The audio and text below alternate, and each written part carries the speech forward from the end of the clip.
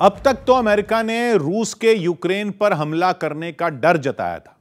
इस डर में यूक्रेन में अपने दूतावास को खाली कराना उसने शुरू कर दिया था, लेकिन अब तो उसने रूस से जंग की तैयारी ही शुरू कर दी। और अकेला अमेरिका ही नहीं बल्कि ब्रिटेन और फ्रांस जैसे उसके साथी भी मानकर चल रहे हैं कि रूस यूक्रेन पर कभी भी हमला करने वाला है, जिससे दोनों के बीच लड़ाई होगी। और यूके के प्रधानमंत्री बोरिस जॉनसन ने तो साफ चेतावनी दी कि लड़ाई दर्दनाक और खूनी हो सकती है। इसी वजह से अमेरिका ने अपने करीब 8,500 सैनिक हाई अलर्ट पर रखे हैं, ताकि जैसे ही रूस यूक्रेन पर हमला करे, अमेरिका तुरंत अपने जवानों को पूर्वी यूरोप यानी रूस के ठीक बगल में लड़ने उतार दे।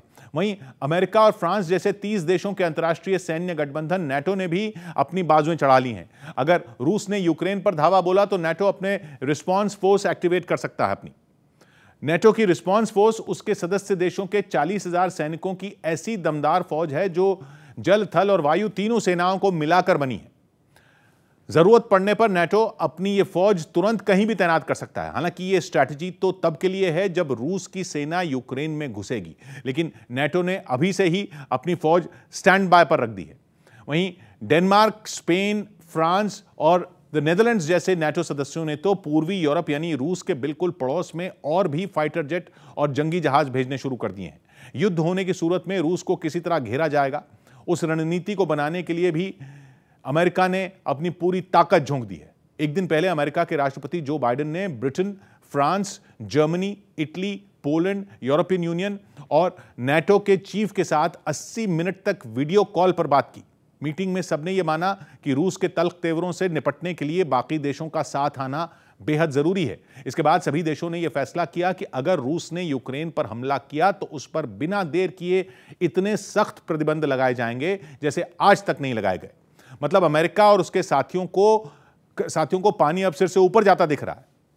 वो रूस के तेवरों को बिल्कुल भी हल्के में नहीं ले रहे। अमेरिका के पास जो इंटेलिजेंस इनपुट है वो साफ इशारा कर रहा है कि रूस यूक्रेन पर कब्जा जमाने की प्लानिंग कर रहा है और वहां की सरकार को उखाड़ फेंकना चाहता है। ब्रिटेन का विदेश मंत्रालय भी दावा कर चुका है कि रूस यूक्रेन पर कब्जा जमाकर वहां अपने आदमी को सरकार में बैठाना चाहता है। अमेरिका और बाकी देशों का डर यूं ही नहीं है, उसके पीछे ठोस वजह है। रूस पिछले कुछ महीनों से पड़ोसी यूक्रेन के बॉर्डर पर अपने 1 लाख सैनिक तैनात किए हुए। बॉर्डर पर इतने सैनिक लाकर खड़े करने के पीछे अमेरिका को एक ही वजह लगती है कि रूस यूक्रेन की जमीन पर नजरें गड़ाए बैठा है। इसी वजह से अमेरिका बीते 1 हफ्ते में यूक्रेन को लगभग 90 टन की हथियारों की खेप भेज चुका है, ताकि अगर रूस उस पर हमला करे तो यूक्रेन उसका जवाब दे सके। और फिर रूस का यूक्रेन पर हमले का इतिहास भी रहा है, बहुत ही ताजा इतिहास। 2014 में रूस ने यूक्रेन के दक्षिणी इलाके क्राइमिया पर कब्जा कर लिया था और आज वहां रूस की सेना तैनात है। लड़ाई जब छिड़ेगी तब छिड़ेगी, और भले ही उसमें रूस, यूक्रेन और यूक्रेन के साथ अमेरिका लड़े, लेकिन इसका खमियाजा पूरी दुनिया भुगतेगी। इसका ट्रेलर दिखना भी शुरू हो गया। इस जंग की आशंका में एक दिन पहले पूरी दुनिया की स्टॉक मार्केट में उथल पुथल मच गई। दुनिया भर के शेयर बाजार डोलने लगे। भारत भी इससे अछूता नहीं रहा। महज एक दिन में भारतीय शेयर बाजार में लोगों के लगभग 9,15,000 करोड़ डूब गए थे। यूरोप के शेयर बाजार में भी 3.8% की गिरावट आई।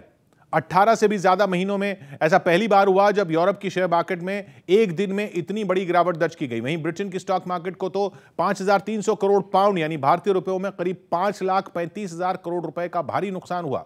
जर्मनी और फ्रांस के स्टॉक एक्सचेंज में भी लगभग 4% वहां पर गिरावट आई। और जिस रूस की वजह से यह सारा बखेड़ा शुरू हुआ, उसके शेयर बाजार को भी चपत लगी, वो 7% गिर गया। अभी तो युद्ध ये छिड़ा भी नहीं है और दुनिया को जंग के साइड इफेक्ट पहले ही दिखने लग गए हैं। हालांकि दुनिया के शेयर बाजारों के गिरने की वजह और भी हैं, लेकिन यूक्रेन और रूस के बीच जंग की आहट इसका सबसे बड़ा कारण माना जा रहा है। लेकिन सवाल यह है कि रूस और यूक्रेन के बीच मसला क्या चल रहा है? हजारों मील दूर बैठे अमेरिका को उनके विवाद से क्या दिक्कत हो रही है? तो मसला है रूस के पड़ोस में नेटो यानी नॉर्थ अटलांटिक ट्रीटी ऑर्गेनाइजेशन की बढ़ती पैठ से। नेटो अमेरिका, ब्रिटेन, फ्रांस और जर्मनी जैसे यूरोप और उत्तरी अमेरिका के 30 देशों का मिलिट्री अलायंस है, जिसे दूसरा विश्व युद्ध खत्म होने के बाद आज से 72 साल पहले 1949 में बनाया गया था, ताकि सोवियत संघ से निपटा जा सके। इसी वजह से रूस नेटो को अपनी सुरक्षा के लिए खतरा मानता है, मगर उसका पड़ोसी यूक्रेन वो नेटो का सदस्य बनना चाहता है ताकि उसे अमेरिका का साथ मिल जाए और रूस अपनी हद में रहे, क्योंकि क्राइमिया पर कब्जे के बाद से ही उसकी रूस से ठनी हुई है। लेकिन अगर यूक्रेन नाटो में शामिल हो गया तो अमेरिका, ब्रिटेन और नाटो के दूसरे सदस्य देशों की सेनाओं को यूक्रेन में तैनात होने का मौका मिल जाएगा। और रूस पहले ही अपने पड़ोस में नाटो के सदस्य देशों से घिरा हुआ है। उसके पड़ोस में नॉर्वे, एस्टोनिया, लातविया, पोलैंड और लिथुआनिया नाटो में शामिल है। ऐसे में अगर यूक्रेन भी नाटो से जुड़ गया तो अमेरिका की सेना रूस के पड़ोस तक आ जाएगी। रूस के लिए यह खतरा बहुत बड़ा है। और फिर बात सिर्फ पड़ोस की ही नहीं है। यूक्रेन 30 साल पहले तक सोवियत संघ का हिस्सा हुआ करता था, इसलिए उसके और रूस के समाज और संस्कृति की जड़ें एक ही हैं। यूक्रेन में रूसी भाषा भी बोली जाती है। रूस के राष्ट्रपति व्लादिमीर पुतिन ने तो पिछले साल यह तक कह दिया था कि रूस के लोग और यूक्रेन के लोग एक ही देश हैं। मतलब रूस के लिए यूक्रेन एक पड़ोसी से कहीं बढ़कर है।